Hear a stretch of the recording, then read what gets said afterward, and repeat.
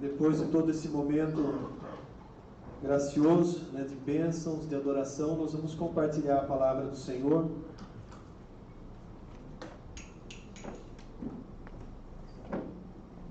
Eu postei ontem, a mensagem que nós vamos pregar agora, cujo tema é aceitos por Deus, Aceitos por Deus. E o texto base, amados, é a carta de Paulo aos Romanos, capítulo 5.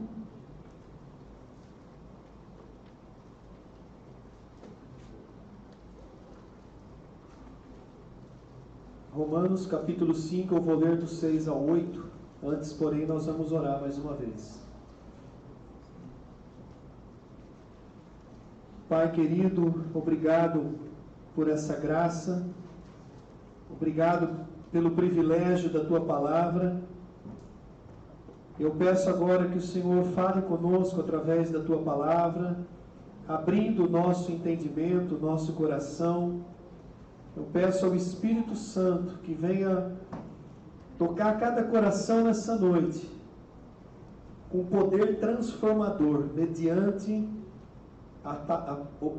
o poder da palavra do Senhor. Eu peço que o Senhor me use, me capacite a transmiti-la com graça, com unção, com fidelidade, para a honra do Senhor, em nome de Jesus. Amém. Então, carta de Paulo aos Romanos, capítulo 5, do 6 ao 8. Diz assim aqui a palavra de Deus, Porque Cristo, quando nós ainda éramos fracos, morreu a seu tempo pelos ímpios.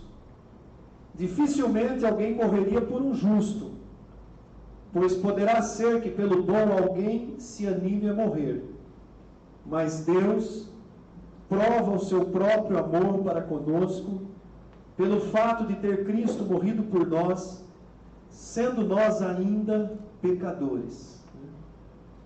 Mas Deus prova o seu próprio amor para conosco, pelo fato de ter Cristo morrido por nós, sendo nós ainda pecadores. Toda vez que eu leio esse versículo, é um texto que várias vezes eu já meditei nele, e quando eu olho para esse texto, para essa palavra específica, eu me pego perguntando, que amor é esse? Que amor é esse de Deus Pai por nós, sendo nós pecadores, rebeldes à sua vontade, a ponto de Ele ter enviado o seu Filho, Jesus Cristo, para morrer pelos nossos pecados, para cumprir toda a justiça de Deus, para que nós pudéssemos ser aceitos por Deus. Aceitos por Deus. E no passado, amados, eu me lembro que antes da minha conversão, antes de compreender a grandeza do sacrifício de Jesus Cristo, muitas vezes eu não conseguia me sentir aceito por Deus. Não tinha uma visão ampla da palavra de Deus, A Igreja Católica Romana não ensinava com profundidade esses textos da palavra de Deus. E muitas vezes, quando eu cometia algum pecado, ficava aquela sensação de indignidade, de rejeição, como se Deus não me aceitasse, me rejeitasse mesmo, porque era algo constante o pecado na minha vida. E aí então eu tentava fazer duas coisas, Tinha duas alternativas, que dentro da visão que eu tinha, que era muito restrita, eu procurava fazer para Deus. A primeira delas, a primeira coisa que eu procurava fazer era me esconder de Deus. O que é se esconder de Deus? Você fazer de conta que está tudo bem e sair pela tangente, com aquele pensamento, Deus não vai levar em conta, fazer igual Adão fez no Éden. Logo depois da queda, Adão tenta se esconder de Deus. Ele vai lá e faz uma veste com folha de figueira, para se esconder de Deus. como se isso fosse possível. Aliás, o texto está lá em Gênesis, no capítulo 3, de 8 a 10, né? Eu vou ler aqui porque é outra passagem assim que fala muito ao nosso coração, né? A alternativa humana, né? Depois da queda, né? Gênesis 3, de 8 a 10. Quando ouviram a voz do Senhor, eles ouviram a voz de Deus, né? Que andava no jardim pela viração do dia, esconderam-se da presença de Deus. Essa era uma atitude comum, porque eu não conhecia Deus. Então, quando eu me sentia culpado de alguma coisa, eu procurava me esconder, evitar a presença de Deus, né? Homem e sua mulher, por entre as árvores do jardim. E chamou o Senhor Deus ao homem e lhe perguntou: onde estás? Não tem jeito de se esconder de Deus. Uma hora a gente vai ouvir essa pergunta, né? Onde você está? Né? E a resposta dele foi: ouvi a tua voz no jardim, e porque eu estava nu, eu tive medo e me escondi. O pecado não confessado, não arrependido e não abandonado, ele traz um peso, e é como se nos sentíssemos nus, sem condição de nos apresentar. Uma das situações que envergonha uma pessoa é ela ficar nu numa situação pública, né? Ficou nu por alguma situação, é vergonhoso, né? E Adão e Eva se sentiram nus na presença de Deus, se esconderam. E essa era uma atitude que muitas vezes eu tinha, né? No sentido, né? Simbólico aqui de me esconder de Deus, né? Eu me sentia indigno, eu não conseguia entender como eu poderia ser aceito por Deus, em função de conseguir ver em mim muitos pecados, né? Mas essa não é uma alternativa boa, né? Não tem como a gente se esconder de Deus, né? E uma hora ou outra o pai vai perguntar: onde você está? Né? E essa pergunta de Deus, onde estás, né? Ela não é uma cobrança. Não é um Deus que está disposto a castigar por causa de um pecado cometido. É a pergunta de um pai que quer puxar um diálogo com o filho, né? E às vezes nós, né, na nossa limitação humana, temos às vezes dificuldade de começar um diálogo com o filho, principalmente quando eles são adultos, né? Mas aqui o pai pergunta: onde estás? Meu filho, onde você está? O que você está fazendo? Como é que está a tua vida? Né? Então, se esconder de Deus não é uma opção, né? Não é uma alternativa boa, né? Pelo contrário, né? Nessa condição, nós devemos ainda mais buscar a presença dele. Porque o texto que nós acabamos de ler aqui, ele é uma prova do amor de Deus, de que apesar de quem nós somos, nós nos tornamos aceitos por Deus. Quando o Pai envia Jesus Cristo morrer por nós, pecadores, Ele já nos amava quando nós já éramos ainda pecadores não arrependidos, sem consciência completa do nosso pecado. Foi nessa condição que o Pai nos amou. Ele não começou a nos amar depois da nossa conversão, pelo contrário, Ele nos amou, aliás, Ele nos amou antes da fundação do mundo, né? Nos elegeu em Cristo, nos predestinou à salvação. Então, é importante que a gente tenha a consciência desse amor de Deus, porque ela traz uma cura muito grande na nossa alma. Quando nós, filhos, compreendemos, né, a profundidade, a largura, a dimensão do amor de Deus, nós passamos a ter uma compreensão maior até de nós mesmos, da nossa limitação, da nossa dependência, né? Aliás, quanto mais nos aproximamos da luz, mais fica evidente a nossa dependência de Deus, porque a impossibilidade da gente fazer algo por conta própria para agradar a Deus, não tem como. Então, a primeira atitude que eu tinha antes de compreender essa passagem era me esconder de Deus, né? E a segunda atitude, né, para tentar sufocar aquele sentimento de rejeição, era tentar compensar Deus, né? Ou me esconder, ou tentar compensar. O que é compensar Deus? É querer fazer algo para Deus em compensação do pecado que foi cometido. Essa também é outra atitude absurdamente errada, sem propósito diante de Deus. Não tem como eu compensar um pecado com uma boa obra. Ah, eu fiz isso de errado, agora eu vou ofertar na vida de uma família que está precisando, agora eu vou dar o dízimo certinho. Não existe essa forma de compensação. Mas dentro da limitação, né, daquilo que eu tinha aprendido no passado, era muito limitado, né, o que a gente conhecia da palavra de Deus. Então eu tinha essas atitudes. Uma hora me escondia, fazia de conta que não tinha acontecido nada, outra hora me sentindo indigno, né, sentindo aquele sentimento ruim. Outra hora queria fazer algo de bom para compensar algo ruim que tinha feito. Então, se alguém ainda pensa assim, né, abre os olhos, que não tem o menor sentido a gente pensar dessa forma. Né? Não tem o menor fundamento bíblico a gente querer compensar a Deus. Né? E um personagem que me veio à memória quando estava preparando essa pregação era o jovem rico. Né? O jovem rico, ele se aproxima de Jesus, ele começa um diálogo, o que eu preciso fazer para ter a vida eterna, e ali a gente percebe que ele fala aquilo já assim, convicto que ele tinha a vida eterna, porque Jesus pergunta para ele, e os mandamentos? Os mandamentos eu obedeço desde a juventude, né? Eu estou compensando a Deus, obedecendo os mandamentos, né? Ele era religioso, né? E a religiosidade dele ainda não tinha transformado o coração dele.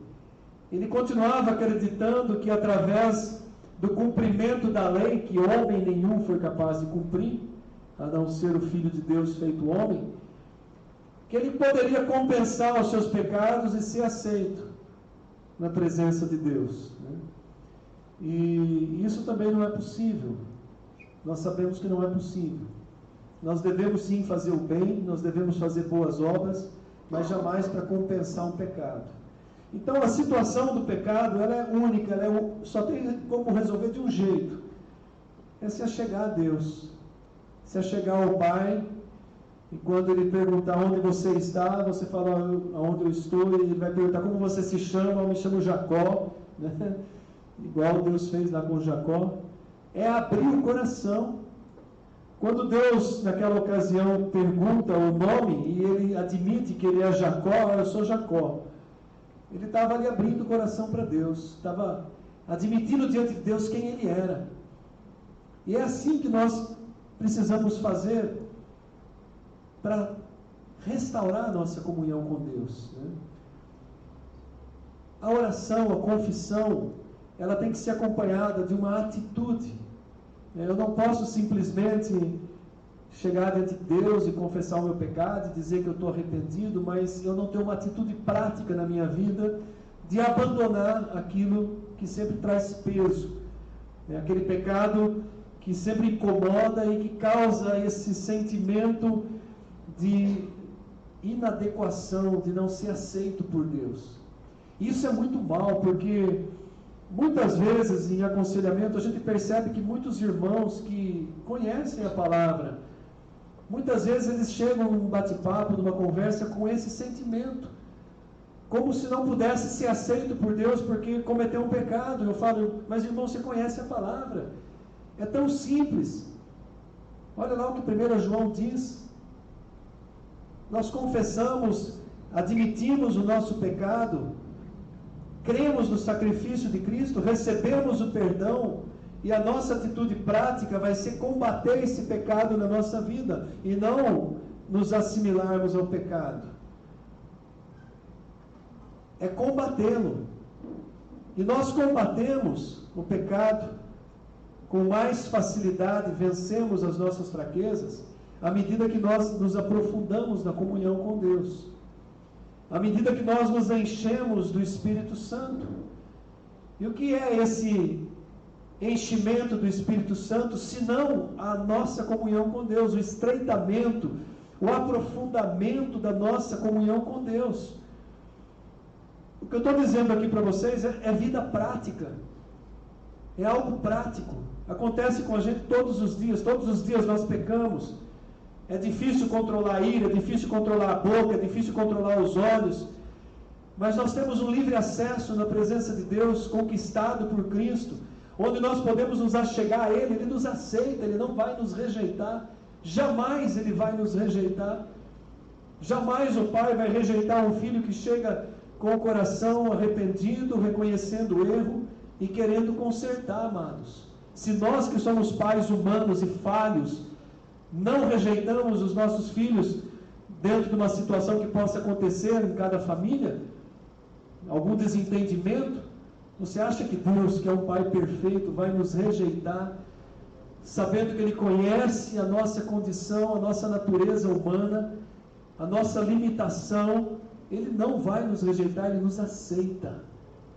Então, nós confessamos, abrimos o coração, e a nossa atitude prática é: eu vou combater esse mal na minha vida. Assim como nós já vencemos muitas áreas de pecado da nossa vida, depois da nossa conversão, nós somos capazes de vencer todas as que ainda não foram vencidas. Não é assim que acontece? Eu procuro olhar sempre para a minha vida. Eu falei ainda hoje pela manhã, né? A maior prova da nossa conversão é que nós não somos a mesma pessoa que éramos depois do nosso encontro, da nossa entrega a Cristo.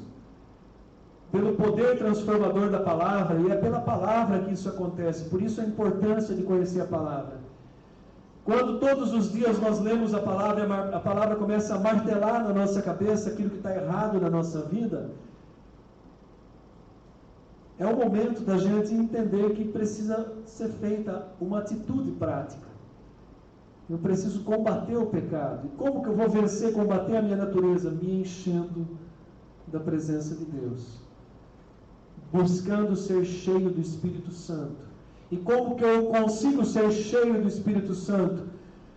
Aprofundando a minha comunhão com Deus. Conversando com o Pai todos os dias. Orando todos os dias, tirando um momento precioso, um momento separado para ler a palavra, para refletir, mesmo que seja uma devocional, mas você se debruçar na palavra e deixar que ela fale ao teu coração. Tudo isso são coisas que nos levam a sermos cheios do Espírito. E à medida que nós nos fortalecemos no Espírito, a nossa carne, a nossa natureza humana, ela vai sendo colocada no seu devido lugar. E isso é uma lição prática, isso é vida cristã prática, né? Não adianta conhecer toda a teologia da Bíblia e não praticá-la, né? E não trazer para a nossa vida pessoal.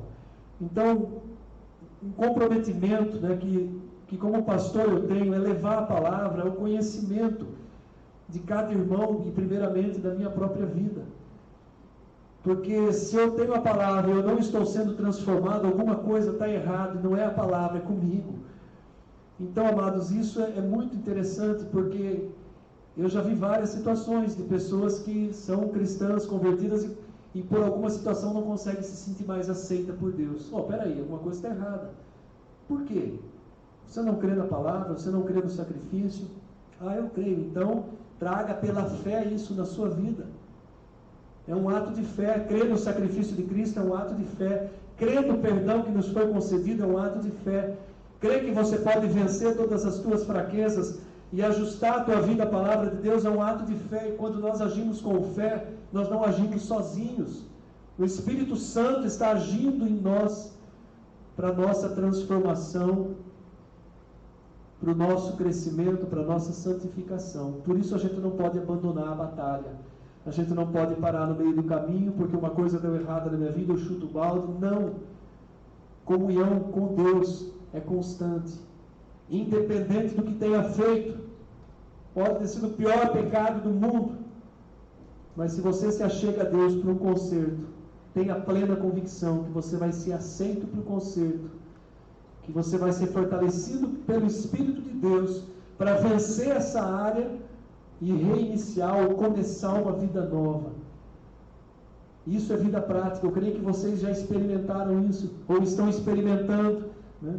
Então, quando a gente pega um texto como esse, é algo para alegrar o nosso coração, para nos motivar a buscar ainda mais.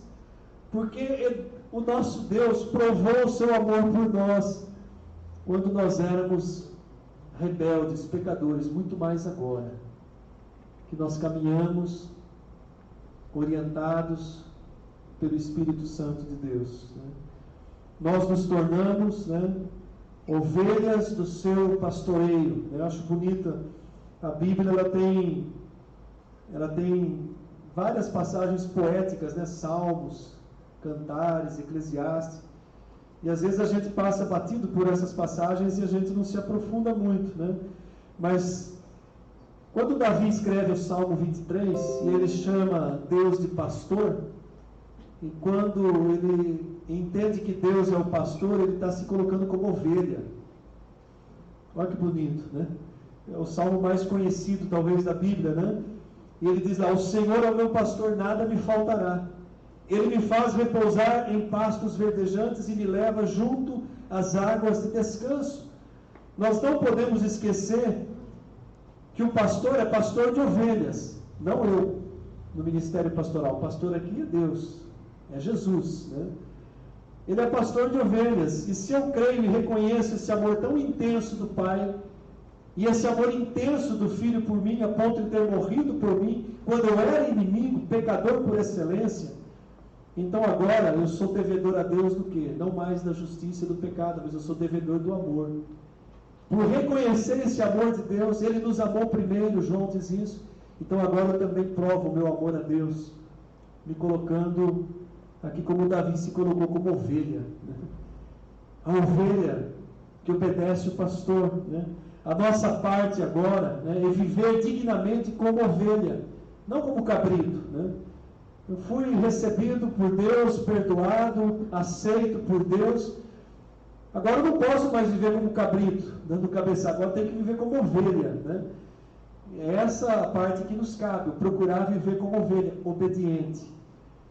Obediente. A ovelha é um animalzinho obediente, normalmente, Às vezes ela precisa do cajado, do bordão, mas normalmente ele é um animalzinho muito obediente, E aí ele diz, ainda falando do Salmo 23, como ovelhas do seu pastoreio, em obediência eu vou me submeter ao meu pastor Jesus, porque eu confio no meu pastor. O meu pastor, ele diz que me leva a repousar nos pastos verdejantes. Ele me leva às águas de descanso, ele traz refrigério à minha vida nos momentos de aflição. Outra coisa que ele fala, olha, ele não me deixará faltar nada. Ele não nos deixará faltar nada. Ele nos leva pelas veredas da justiça, e ainda que eu passe pelo vale da sombra da morte, ainda que eu enfrente as maiores dificuldades dessa vida, o meu pastor vai estar junto. Ele diz, olha, a gente vai passar pelo vale da sombra da morte. Ele não está dizendo que a gente não vai passar, ainda que eu passe, mas ele vai estar junto. E isso faz toda a diferença. O meu cálice transborda, a minha cabeça ele ungiu com óleo. Os meus inimigos veem o cuidado que o meu pastor tem por mim. Ele prepara uma mesa na presença dos meus adversários. Tudo isso porque eu fui aceito quando eu era ainda pecador. A sua bondade e a sua misericórdia me acompanham, e no final de tudo eu vou habitar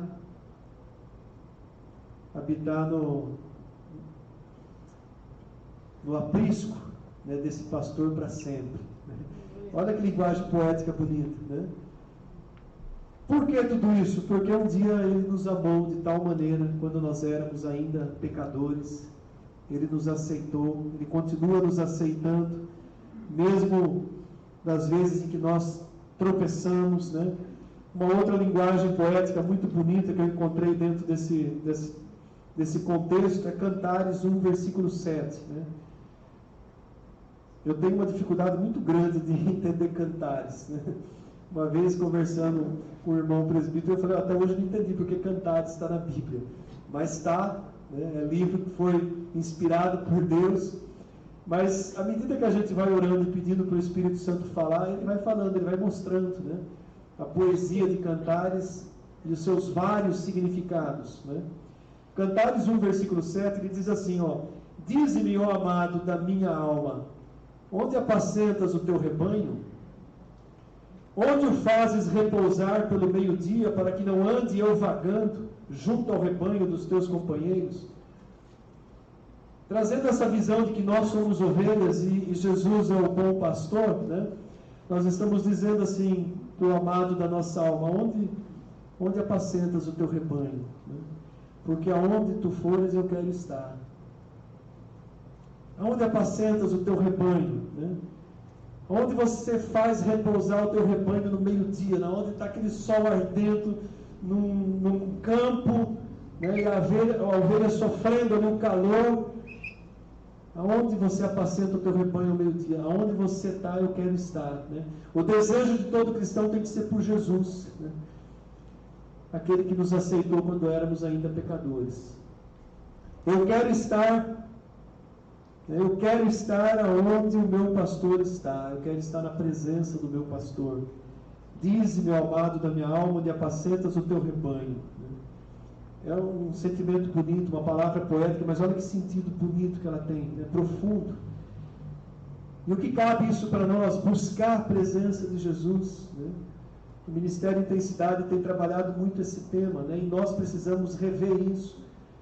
Não é ter um relacionamento rotineiro, mas é buscar intimidade, aprofundar a nossa comunhão. E de que maneira que isso acontece? Né? Isso acontece, né? O lugar onde ele apacenta o rebanho é o lugar secreto de oração, é o lugar do teu encontro com Deus, é o lugar onde a gente se encontra com os irmãos para adorar e louvar, é onde ele está apacentando o seu rebanho, é onde as ovelhas verdadeiras querem estar, quer estar presente, quer estar junto do pastor. E aí fica uma pergunta, né? Será que nós nos sentimos assim em relação a Cristo? Será que nós temos desejado estar aonde Ele está? Nós temos reconhecido Ele como verdadeiro pastor sobre a nossa vida? Nós temos nos posicionado como ovelhas do seu pastoreio? Afinal de contas, amados, Ele nos amou tanto, né? Ele nos amou profundamente, Ele continua nos amando, Ele jamais vai nos rejeitar, Ele está sempre disposto a nos receber. Então creia, confie e aproxime-se de Deus, aproxime-se do bom pastor, da pessoa de Jesus Cristo. Ame, adore, separe tempo na presença dEle. Nós temos que ser como Maria, né? Marta estava fazendo algo bom, trabalhando, servindo, né? Como boa serva, mas Maria estava fazendo o melhor, aos pés, quedada aos pés, debruçada aos pés. Ela queria a presença do pastor, né? Ela queria o amado da sua alma ali perto. Onde apacentas o teu rebanho? Quero ficar onde o Senhor está. Então, essa é a mensagem de hoje, né? Despertar o nosso coração de que nós somos aceitos por Deus. Nós nos tornamos filhos de Deus. Filhos de Deus. Né? 1 João 1, versículo 12. Né? Nós nos tornamos filhos. Né? Para pensar o que é isso. Nós podemos chamar Ele de Pai. Né? Então isso nos leva a entender essa proximidade, esse livre acesso que nós temos. Não podemos jamais perder a visão desse livre acesso que nós temos à presença de Deus. E que isso fique no nosso coração, para que todas as vezes em que porventura bater aquele sentimento de rejeição, de indignidade, você levantar pela fé e dizer: não, Ele me fez digno da sua presença, Ele me tornou aceito, Ele me amou quando eu era pecador, muito mais agora. Amém, igreja? E para a gente finalizar, Hebreus 4, versículo 16.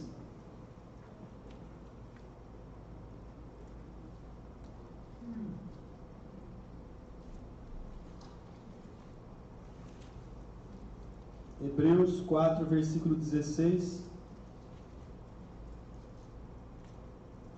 Acheguemo-nos, portanto, confiadamente, sem dúvida nenhuma, com confiança. Acheguemo-nos, portanto, confiadamente junto ao trono da graça. Nós temos liberdade, acesso ao trono da graça, a fim de recebermos misericórdia e acharmos graça para socorro em ocasião oportuna. Quando que é essa ocasião oportuna? Eu entendo que a ocasião oportuna é sempre, mas principalmente quando nós caímos no pecado e estamos nos sentindo indignos de buscar a Deus. Nossa, de novo, o que Deus vai falar? Outra vez, na mesma pedra eu tropecei.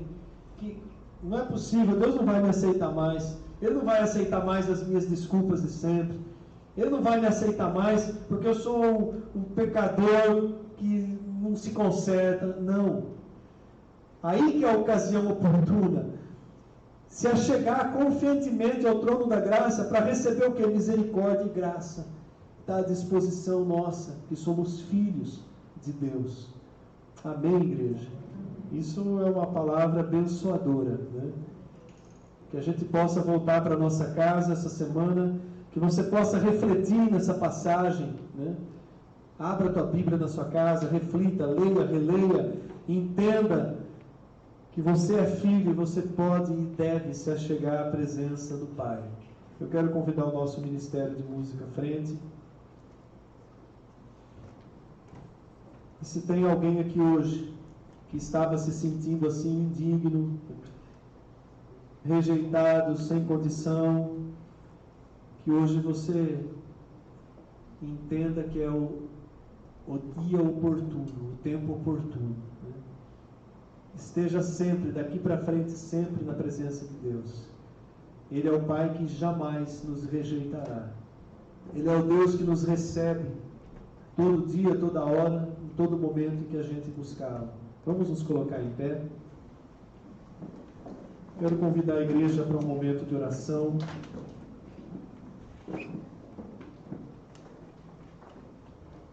Que você possa, mediante essa palavra que você ouviu nessa noite, pode ser aqui agora, ou a hora que você estiver na sua casa, no seu lugar secreto, né? Entra num bate-papo com Deus, né? Com o Pai. Aquela conversa íntima, como se você estivesse ali se sentando na presença do Pai e falando da tua vida para Ele. Fala para o Pai como está a tua vida. Fala com Deus. Orar é tão simples. Eu tenho um hábito que às vezes quando eu perco o sono de madrugada, eu sento na cama e eu começo a falar com Deus. Do meu jeito, né? Eu sei que Ele me ouve, né? Mas é falar para Ele. Às vezes a gente pode reclamar, se lamentar, chorar. Pode desabafar com o Pai. Não é pecado desabafar com Deus. Davi desabafava constantemente. Você pega alguns salmos ali, você vê o quanto que Davi desabafava com Deus. Mas depois, né, você está ali compreendendo que Ele é Deus. E crendo que Ele pode mudar a nossa sorte, a nossa vida. Mudar a trajetória errada que talvez a gente estava indo. Quantas vezes Deus já fez isso? Comigo, com cada um de vocês? Quantas vezes nós tropeçamos, demos uma afastada e depois Deus moveu uma circunstância e trouxe de volta? Às vezes a circunstância que Ele move leva a sofrer um pouco, mas com o propósito de trazer, de acolher, de consertar, de recomeçar. E o culto de celebração da ceia é um momento que eu considero propício para retomar uma caminhada, para fortalecer a comunhão com Deus.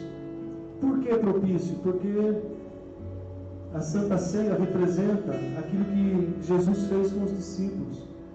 Ele estava sentado numa mesa, comendo junto. Ele tira um pedaço do pão, ele dá para os seus discípulos, ele toma um cálice de vinho, ele reparte com os discípulos. Ele está dizendo: olha, isso aqui que você está comendo é o meu corpo, que vai ser entregue. Para nós já foi entregue, né? Mas naquela ocasião ali com os discípulos: olha, esse aqui é o meu sangue que vai ser derramado. Já foi derramado. Então, amados, hoje é um momento, né? É um momento de conserto, de reconciliação, é um momento de fazer propósito com Deus. Senhor, eu quero a partir de hoje fazer um propósito, eu quero ter atitudes novas na minha vida, Eu quero mudar o meu comportamento. Eu quero deixar para trás o meu passado, que muitas vezes aprisiona, pesa. Passado é algo terrível, né? Pesa. Passado tem que ser colocado na presença de Deus, consertado e esquecido. Não cavocar de novo. Feche os seus olhos, curva a sua cabeça, fale com o Pai. Senhor Deus e Pai, obrigado, porque o Senhor nos amou primeiro. Obrigado porque o Senhor nos amou a ponto de enviar o Teu Filho, que também nos amou a ponto de se entregar por nós, quando nós éramos ainda inimigos. E agora que nos tornamos filhos, eu oro para que, pela Tua Palavra, pelo agir do Teu Espírito Santo em cada um de nós, a nossa compreensão da graça e da misericórdia seja ampliada no nosso coração, a nossa compreensão do Teu amor, ela seja ampliada no nosso coração, para que a gente possa se sentir ainda mais seguro na Tua presença. Dá-nos a compreensão de que somos ovelhas do Teu pastoreio, guardadas no Teu aprisco, protegidas, cuidadas pelo bom pastor. Enche o nosso coração de amor e temor a Ti, para que a gente possa desenvolver a nossa salvação com temor e tremor, como a Tua palavra diz. Pai, se há entre nós algum irmão, alguma irmã que estava se sentindo caído, indigno, não aceito, que nessa noite o coração, a alma seja curada, e você possa se sentir amado de Deus, amada de Deus, amado do Pai, amado do Filho, do Espírito de Deus. Recebe, creia no amor de Deus, porque Ele nos amou e nos ama profundamente. Creia que você se tornou filho, filha, amado, amada, escolhido, escolhida do Pai. Recebe essa cura na tua alma, no teu coração nessa noite, pela fé na palavra, no testemunho da palavra. Oh Deus, como eu te agradeço, Pai, porque um dia o Senhor olhou da minha vida miserável e me tirou do brevedal de lama e me firmou os pés na rocha, e hoje eu posso esperar confiantemente no Senhor. Bendito é o Senhor, glorioso é o Teu nome. Eu te agradeço, Deus Pai, Deus Filho, Deus Espírito Santo. Abençoa a Tua igreja que está aqui reunida, abençoa os que estão acompanhando nas casas.